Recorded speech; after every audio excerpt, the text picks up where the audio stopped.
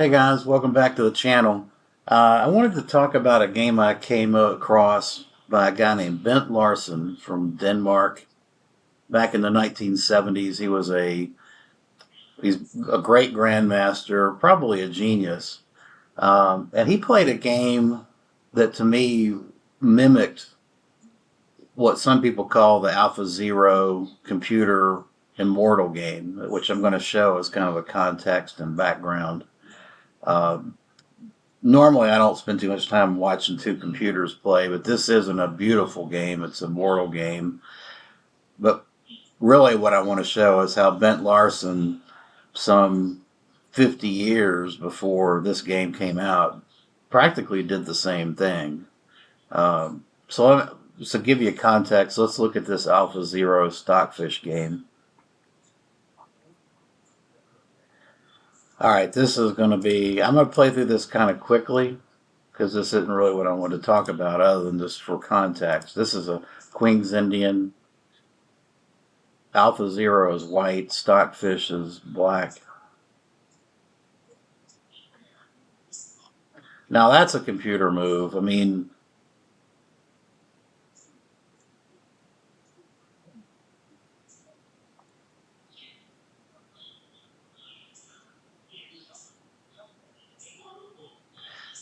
actually,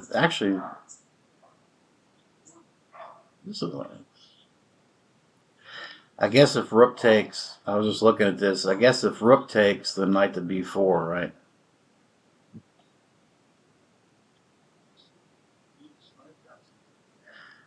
Somehow Stockfish has moved his queen all over the place, but now he has a great position. And maybe I'm sorry, not Stockfish. Alpha Zero has a great position, but maybe Stockfish should have played Knight takes F4, getting rid of that bishop. So the crazy Rook maneuver. I mean, no human would do any of this. But what's going to happen now is Stockfish is going to use Harry the H pawn to cramp Black's position to the point where Black can't move. It's amazing. All right, here comes the H pawn.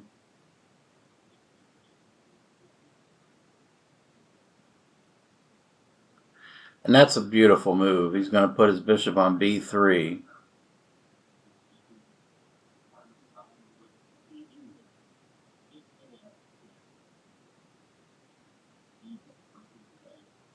And there it is, H6. So the pawn is raced up to H6. And for many humans, it's like that pawn is weak. It's extended and not protected by any other pawns. Most people probably would have played HG to try to weaken the king side, but Alpha Zero is basically going to use this pawn as a cramping attacking tool to put Black in Zugzwang. Stockfish takes the E5 pawn, but now his queen is stuck, and there's a exchange sack followed by this, and Black is completely tied up. He can't move. There's nothing he can do, and G4, G5's coming. Black is completely tied up. It's an amazing game. So that's kind of the context. This Alpha Zero showed that running the Harry the H pawn down through the king side can be extremely good as far as cramping Black.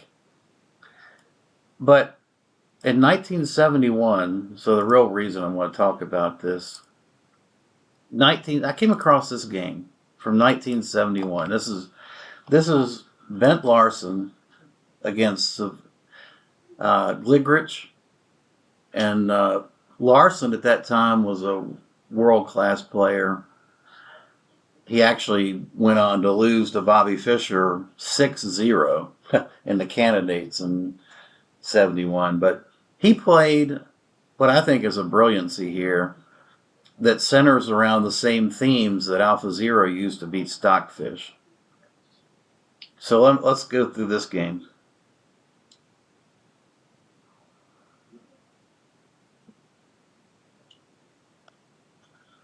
So Larsen starts out with G3, G6. So now we're going to transpose an Sicilian King's Indian attack. Now here Larsen says that he played A4 with the idea of securing the C4 square for his knight, and he says in retrospect that's probably not good. I mean, the knight looks great on C4, but it's not really attacking anything.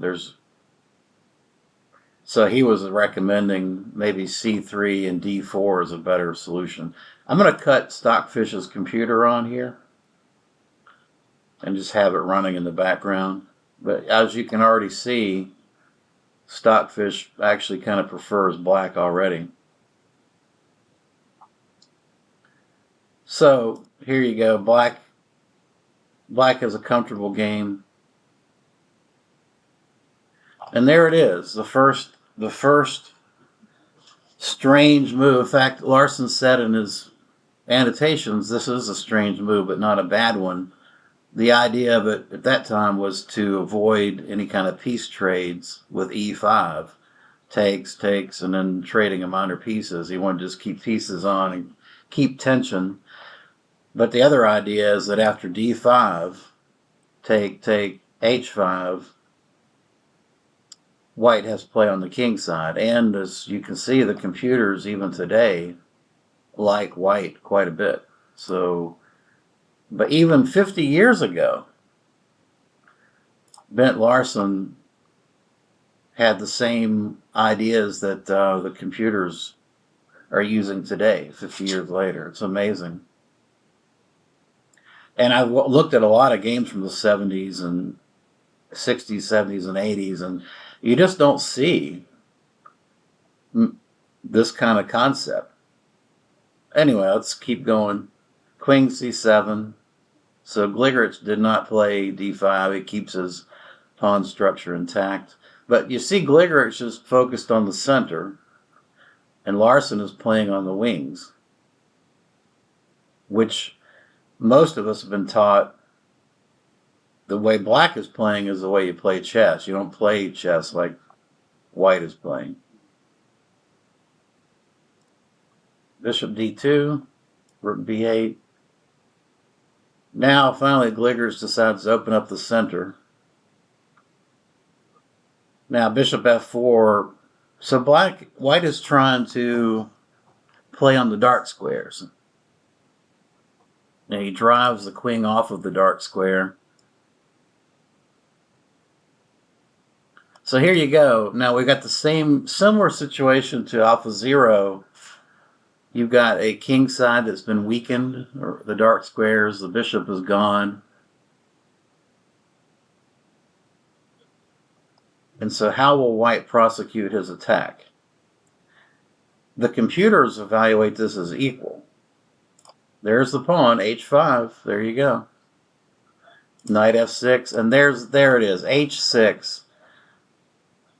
Same idea as Alpha Zero 50 years later.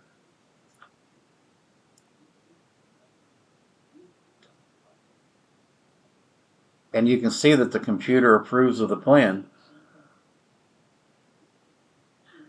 Now, after Queen F4, we see tactical possibilities surrounding the knight on F6. One idea is Rook takes E7, followed by Queen F6, and then mate on G7. So Gligerich gets out of the way of that. Queen back. And now Gligerich tries to take control of the center, which is what you're taught to do. He's going to play E5 and knight to D4, but this move fails because of the brilliant A5. So he's attacking on the other wing with the A pawn. And black's weakest point is now B6. What should Gligrich have done here? Let's see. The computer likes. I mean, white has the advantage. Maybe repositioning the knight, knight b4, knight d5.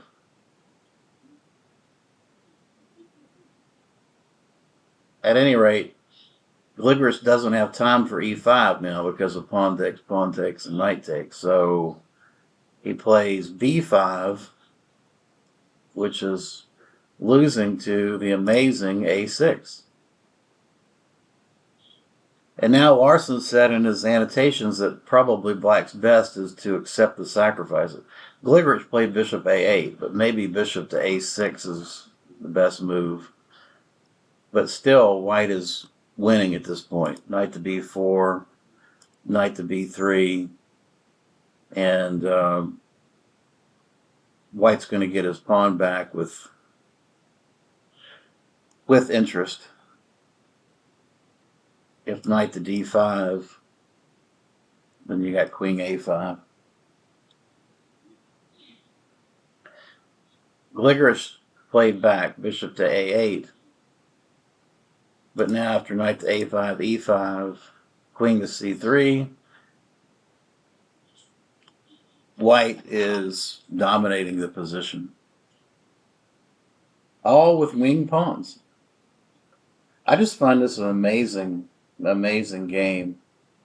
A great concept, and one that predates AlphaZero 50 years.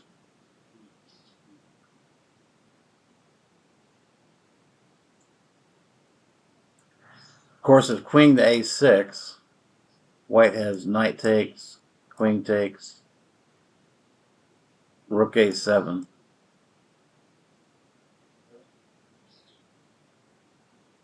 And now the rooks are coming to the a file. He's got this square.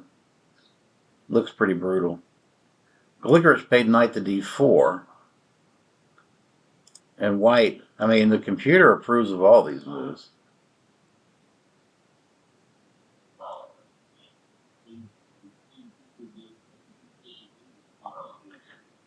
And that's pretty much it. That's the game is essentially over at this point. White threatens bishop check, so we're picking up this rook on e7, so you can't pin it. The bishop's not pinned. Just an amazing game. King to f8 to get out of the way of the check. Then rook to e to b1.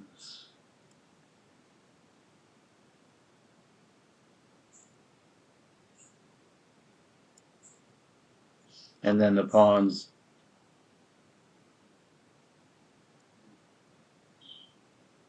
White's 2 pawns up and went on to win the game pretty decisively. What an amazing concept by the great Bent Larsen, who probably would have been world champion had he not run into the freight train called Bobby Fischer. Well, I'm just so impressed with this game, particularly with the idea of h4, h5, h6 cramping black's king side. It didn't create zugzwang like in the AlphaZero game, but it still had a decisive effect. So I hope you enjoyed that video, and I appreciate you watching.